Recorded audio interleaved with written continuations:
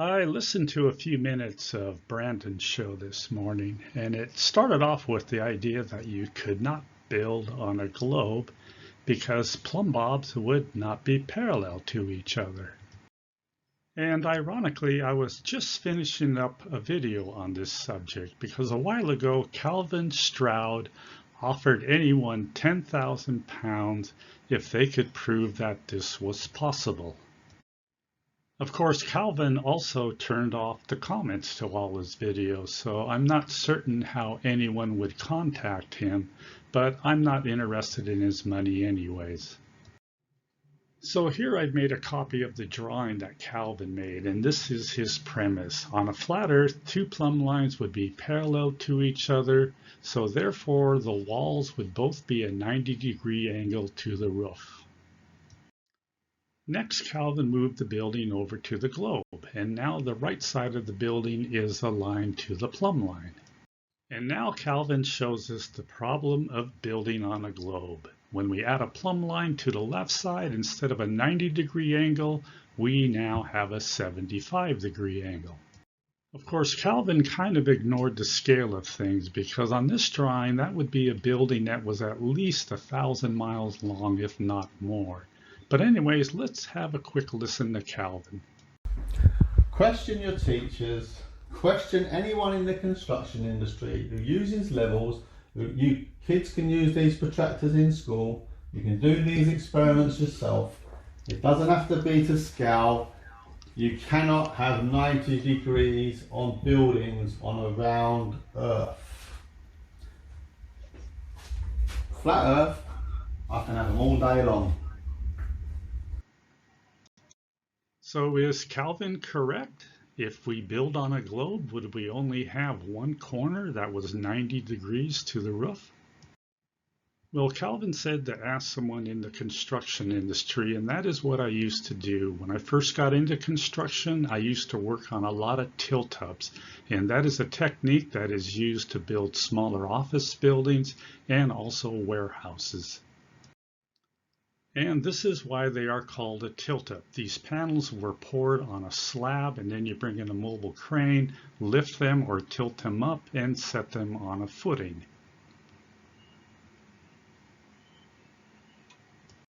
These projects were usually complexes of 3 to 5 buildings, and some of the largest warehouses that I worked on were almost 1,500 feet in length, which is over 1/4 mile. Now, when it comes to a curvature calculation, there are two ways you could look at this. We could do the measurement just from one end to the other, and then we would have a drop of about 5/8 of an inch.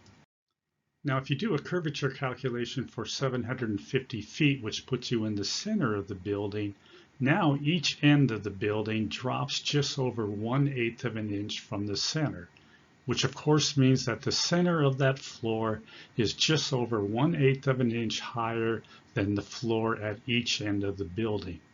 That is less than our tolerances. So this is from the American Concrete Institute, and this is a Class B finish that says 1/4 inch below a 10-foot straight edge. So what it means, if you have two high areas that are 10 feet apart, the gap should be no more than 1/4 inch. Now there is a Class A of 1/8 of an inch, but like it says down here, the tolerance for a Class A finish is extremely difficult and expensive to achieve on large areas, and developers aren't going to require it unless it is absolutely necessary.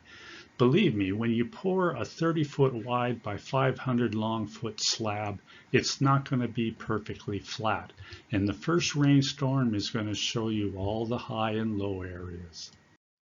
So if developers are very rarely going to pay for a floor finish that allows up to 1/8 of an inch for a 10-foot section, I think we can honestly say that 1/8 of an inch over 1,500 feet is not an issue.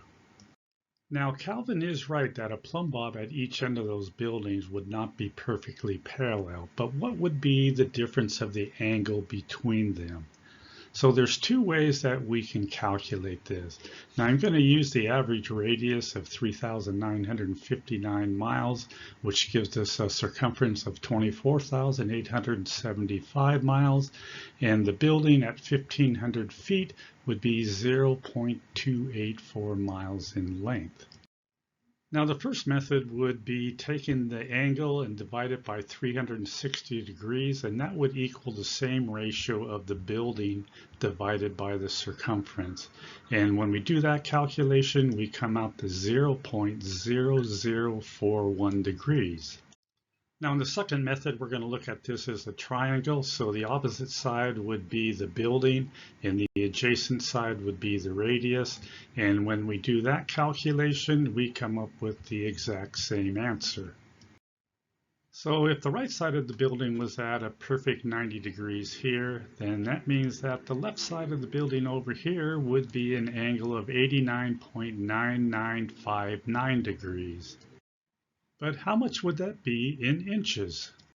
Now the height of these buildings vary, but let's use 35 feet because that's pretty typical.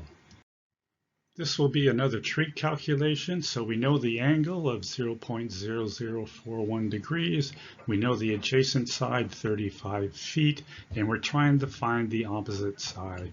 So I'll use the formula opposite side equals the tangent of the angle times the adjacent side. Do the calculation and we come out to 0.00251 feet. So now we need to convert that to inches, and if we multiply times 12, we come out to 0.0301 inches. Multiply that times 16, and we get 0.48. So that means it's about 5/16 of an inch. So yes, if we do curvature calculations for a building that's 1,500 feet at the base, that means that the roof line would be another 5/16 of an inch longer. Now, not only is 5/16 of an inch small considering our tolerances, when we build that building, if we're 1,500 feet and the panels are 25 feet wide, there's going to be 60 panels along that one wall.